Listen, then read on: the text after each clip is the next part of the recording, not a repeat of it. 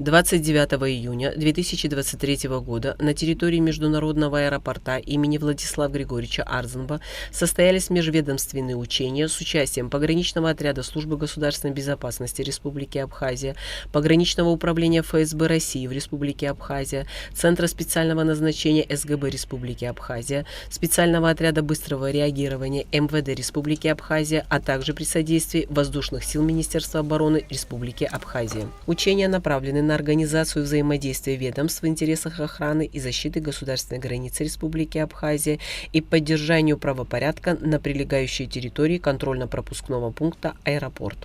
Был отработан порядок совместных действий, а именно локализации конфликтной ситуации в воздушном пункте пропуска, недопущение прорыва нарушителей государственной границы.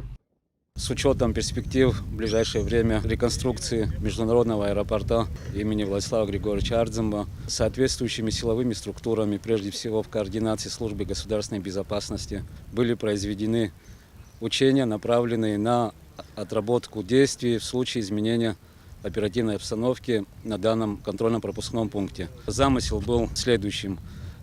По мере прибытия воздушного судна группой лиц злоумышленников был захвачен воздушное судно. Соответственно, поступил сигнал пограничным органам о том, что необходимо действовать по обстановке. Далее были вызваны силы Центра специального назначения Службы государственной безопасности. И далее, по мере возникновения попытки массовых беспорядков, связанных с задержанием данных преступников, были привлечены силы Министерства внутренних дел, подразделения СОМОР. Цель учений – проверка реальности плана действий по локализации конфликтных ситуаций в воздушном пункте пропуска и готовность разноведомственных сил и средств к действиям при изменении обстановки на контрольно-пропускном пункте. Хорошие показатели. Пожелаю всем успехов. Будем готовиться и далее. Конечный итог, результат – это прежде всего обеспечение безопасности наших граждан.